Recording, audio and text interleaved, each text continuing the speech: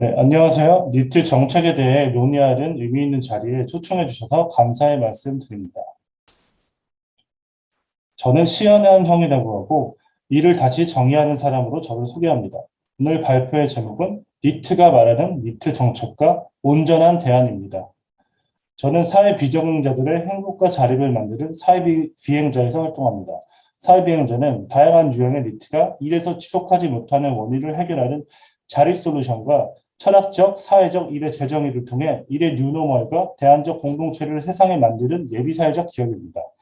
저희는 모든 사람이 자신의 존재 그대로 살 수 있는 세상을 위해 파편화된 일을 넘어 온전한 일을 만드는 일을 하고 있습니다. 물고기라는 단어에 대해 생각해 보신 적이 있으신가요? 물고기는 물과 고기, 즉 식용하는 온갖 동물의 살이라는 뜻의 합성어로 물에 사는 생명을 오직 인간에게 먹히기 위한 존재하는 살덩어리로 만드는 표현입니다. 이 안에는 종차별적인 시선이 담겨 있습니다. 그래서 동물권 활동가들은 물살이라는 표현으로 그 안에 담긴 도구화를 넘어 대안적인 언어를 사용합니다. 니트라는 단어 역시 마찬가지입니다. 교육, 직업훈련, 노동이라는 활동을 정상성의 범주로 설정해놓고 그 생애 주기를 따르지 못하거나 거부하는 이는 대상화, 도구화됩니다. 여기에는 다양한 삶, 즉 다양성에 대한 차별이 존재합니다. 사회적 멸시와 혐오도 따라옵니다. 국가, 부모, 전문가, 교육 및 노동 환경에 표준화된 사람들은 니트를 발명함으로써 사회 전반의 구조적 문제를 은폐하고 있습니다. 일하지 않고 일할 의지도 없다는 니트의 진정한 이름은 무엇이 되어야 할까요? 현재 니트의 문제는 경제적, 관계적, 심리적 차원 등 복합적으로 발생하지만 정부는 그 원인에 대한 성찰을 하지 않고 솔루션을 양산하고 있습니다. 한국의 니트 정책에 대해 이야기하겠습니다. 니트 정책은 직업 안으로 개인을 집어 넣으려 하는 것이 대부분입니다. 거기에 좀 더 넓게 청년 정책으로 갭이어, 심리 정서 회복, 관계 회복, 그리고 시민 참여 프로그램도 다루겠습니다. 한국의 니트 정책은 대부분 직업훈련 정책이며 일 경험 사업도 있습니다. 또한 소수이지만 은둔형 외톨이의 정서 치유 사업도 있습니다. 청년 정책 차원에서는 취업, 창업 지원, 갭이어, 상담, 커뮤니티 등이 있습니다. 취업 정책인 청년 도전 사업은 취업 정책에서 자기 탐색과 커뮤니티 활동이 더해져 있습니다. 청년 대상 정책인 국민 취업 지원 제도도 있습니다. 니트 정책이 일반 청년 대상 정책처럼 보편성을 띄어야 하지만 한편으로는 니트 당사자의 특수성을 고려해야 합니다. 그렇지 않는다면 진입과 과정에서 어려움이 예상됩니다.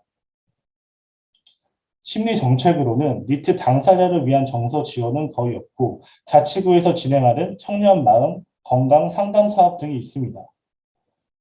청년 시민활동은 서울에서 시작된 청년 정책 네트워크가 전국으로 확대되었으며 청년의회 등 다양한 거버넌스 활동이 이루어지고 있습니다. 취업 정책에 대해서 보겠습니다. 니트 관련 사업 자료를 못 찾아서 취업 성공 패키지에 대해 이야기합니다.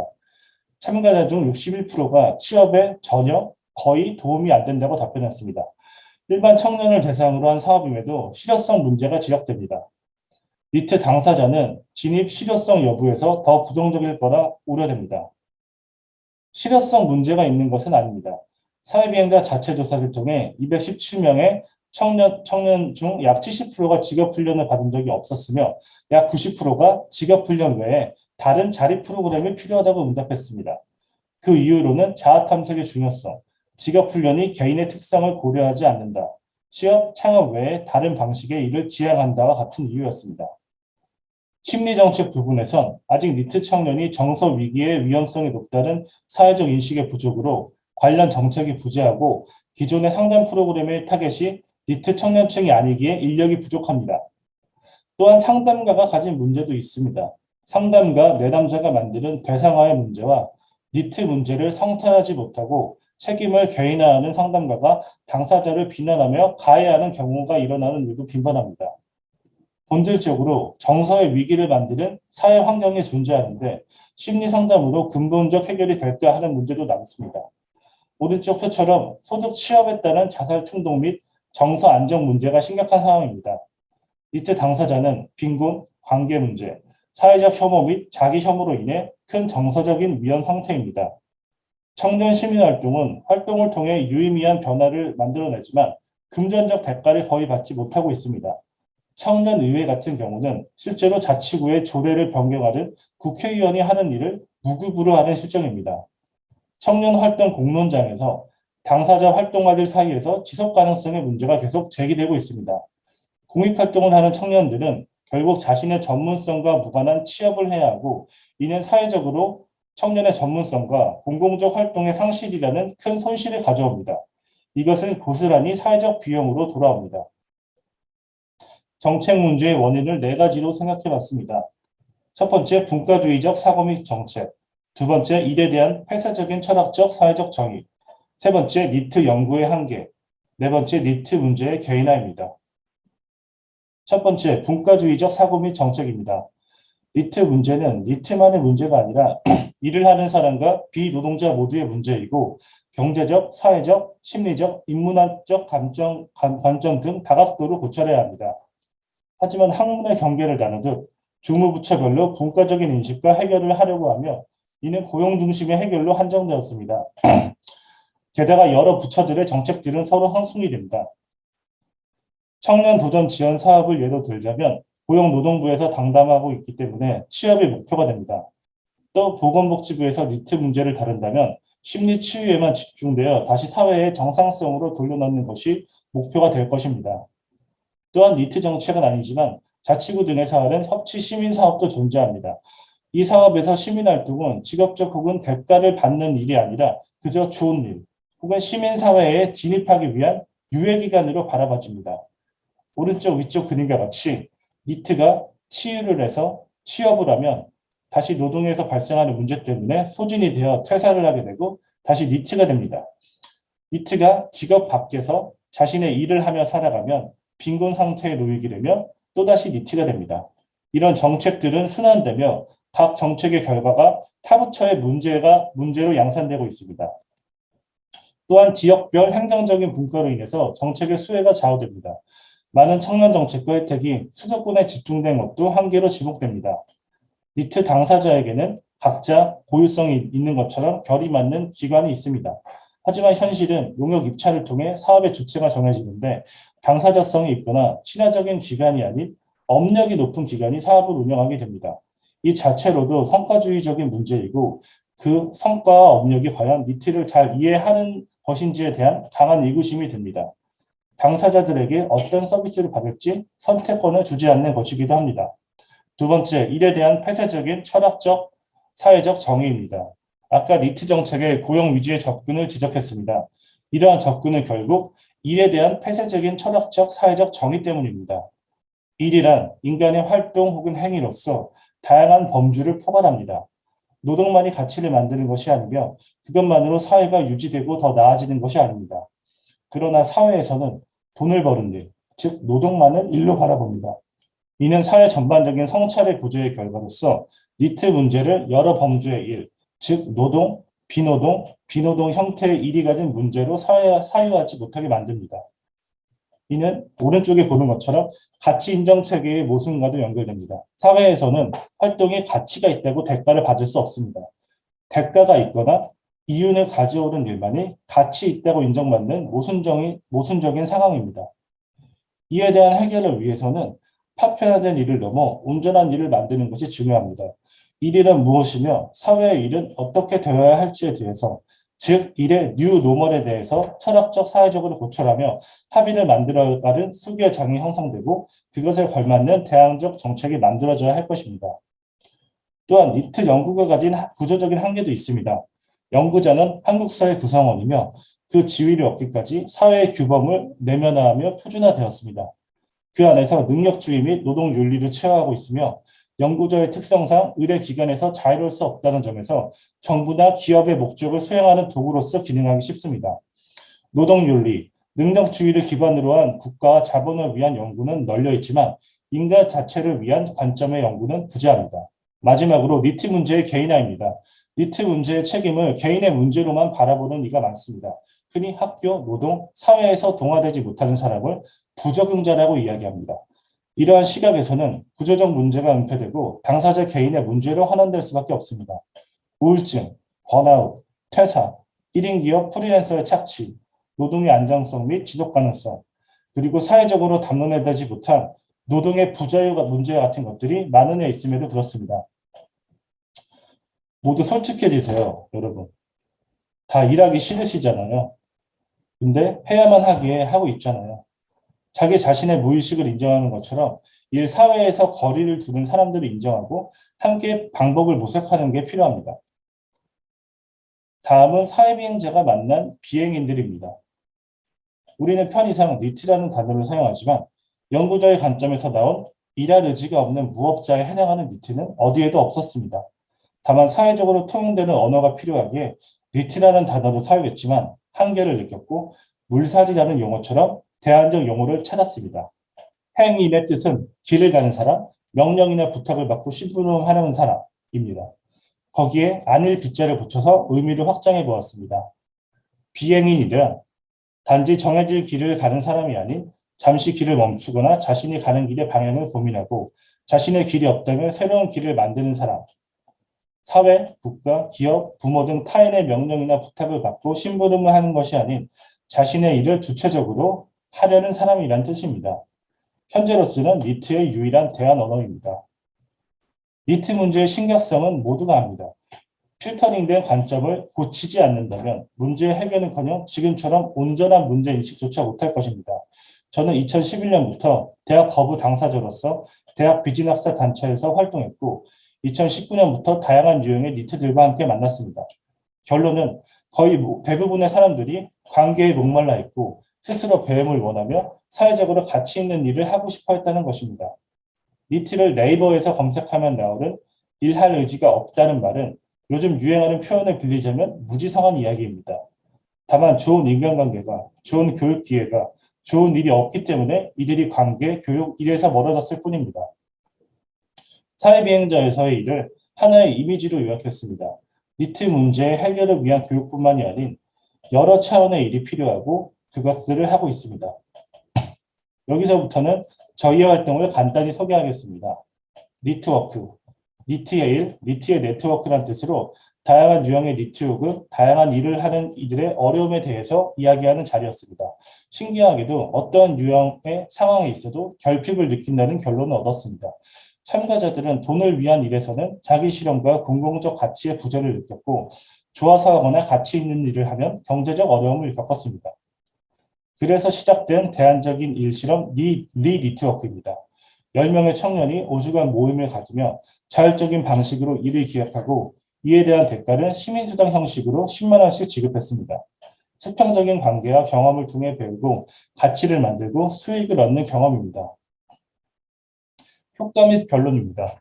자율성을 기반하고 평등한 관계 내에서의 느슨한 일을 통해서 고립에서 벗어나 관계 회복이 가능했고 일에서 필요한 다양한 지식과 경험도 쌓을 수 있었습니다.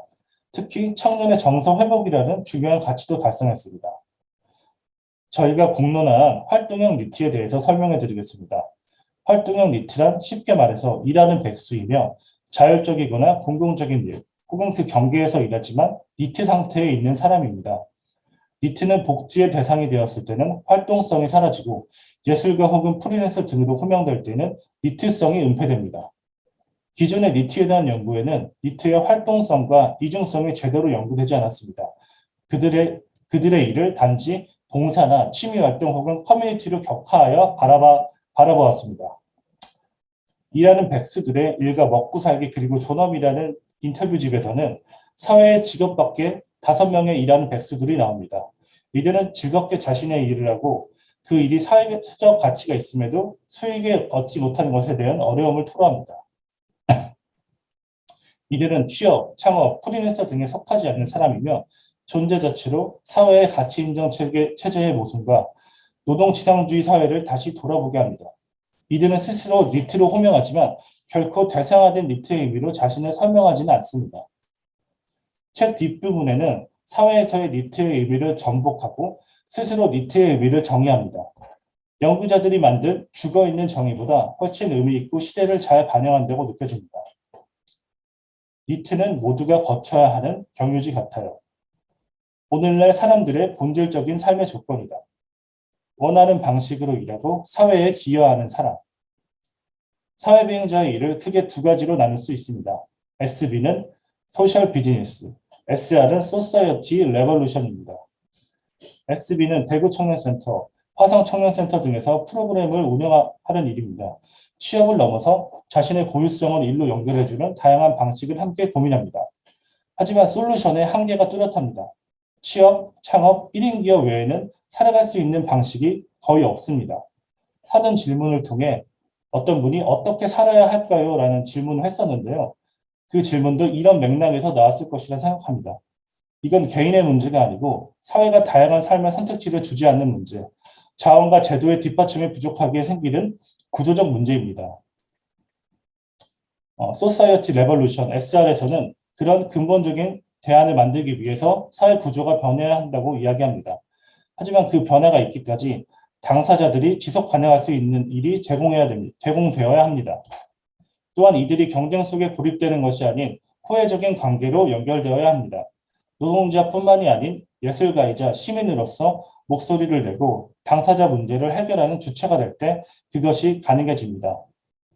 이래 뉴노멀 탐험단은 니트 당사자를 대상화하는 사회적 시선을 넘어 자신의 정체성을 긍정하고 니트 문제의 사회적 해결책을 찾으려는 단체입니다. 우리는 대안으로서 기존의 실효성 없는 정책을 넘어 이래 뉴노멀의 구현과 대안적 공동체를 지향합니다. 그 대안을 위해 다양한 활동을 진행하고 준비하고 있습니다. 연구 교육 파트에서는 니트를 만드는 사회적 요인을 정리하고 있고 니트 문제의 대안을 이래 뉴노멀과 대안적 공동체에서 찾고 있습니다. 또한 이런 논의들을 함께 사회적으로 나눌 공론장 운영을 준비하고 있습니다. 의제 활성화팀에서는 그런 의제들을 사회적으로 담론을 형성하고 또 정책을 비평할 수 있는 그런 활동을 준비하고 있습니다.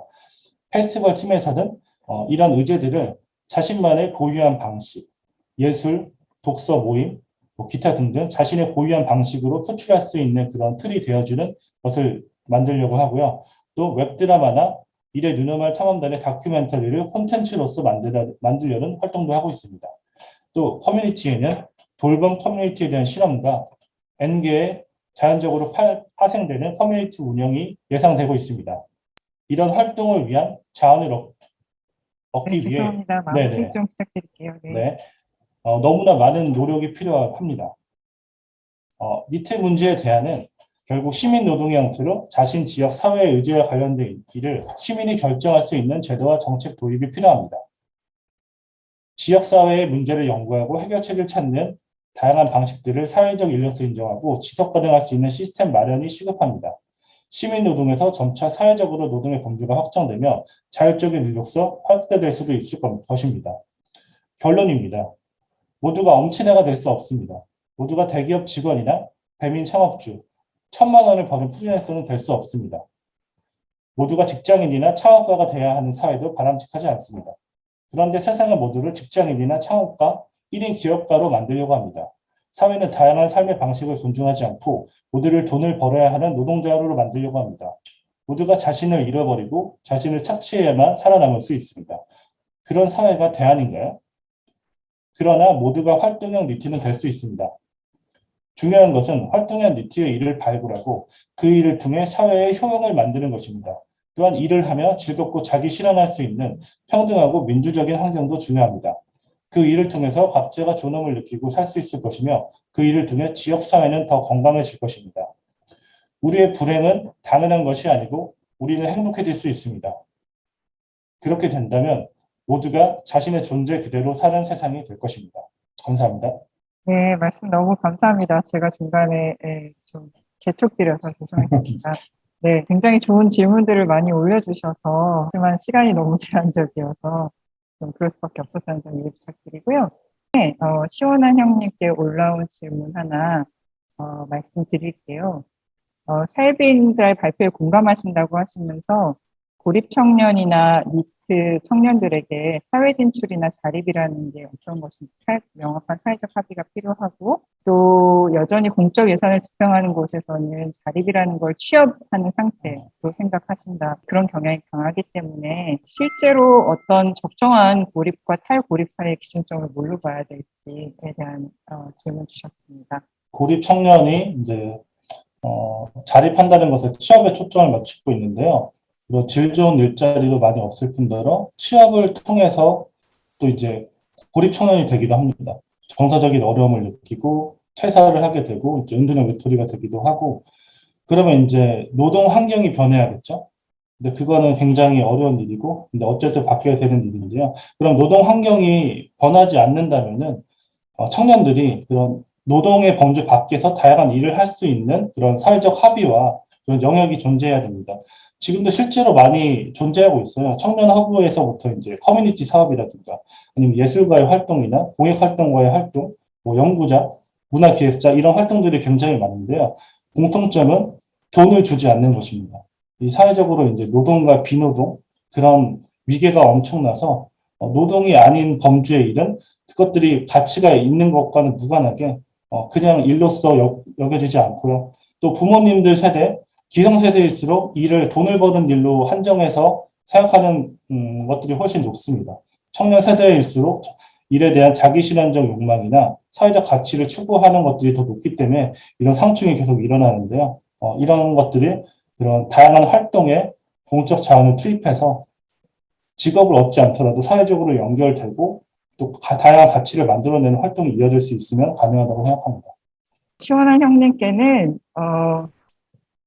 한국에 있는 여러 고립 청년들 문제를 오래 보고 계셔서 한국에서는 대부분 부모가 좀 억압적이시거나 그런 청년들의 감정에도 그런 영향을 좀 미치셔서 어찌 보면 청년들이 자유로운 의사표현의 어려움으로 인간관계를 맺거나 하는 게 어렵다라는 그런 것을 관찰하고 계신데 그런 것에 대해서 좀 어떻게 생각하시는지 의견 여쭤보고 답변하면서 마무리해 주시면 좋겠습니다.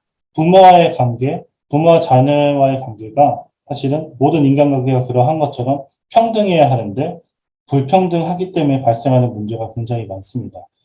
요즘 사회적으로 유행하는 가스라이팅이라는 그 개인에 대한 정신 지배라는 용어가 있잖아요. 그걸 나무 위키에 쳐보면은 가스라이팅을 주로 하는 사람이 부모라고 나옵니다. 이거는 대부분의 사람들도 이거 알고 있고, 이걸 이제 니트 문제에서 어떻게 영향을 미치냐면은 자신의 삶을 자기가 살아야 되는데 어떤 일을 하고 싶을지 어떤 일을 해야 할지는 본인이 결정을 해야 되는 건데요. 부모가 이제 계속 그것을 생애 주기에서 통제하는 과정이 이어지다 보니까 뭐 청소년이 되고 성인이 돼도 그걸 계속 이어지게 되고요. 그러면 이제 자기 주체적인 그런 이야기를 하거나 주체적인 삶을 살기 더 어려워지는 경향도 있습니다. 네. 그리고 아까 루벤님한테 주신 그런 공공 일자리나 그런 부분에 대해서 약간 첨언하자면, 한국 사회에서 이제 대안적인 일이라고 저희가 생각할 만한 것들이 많이 있습니다.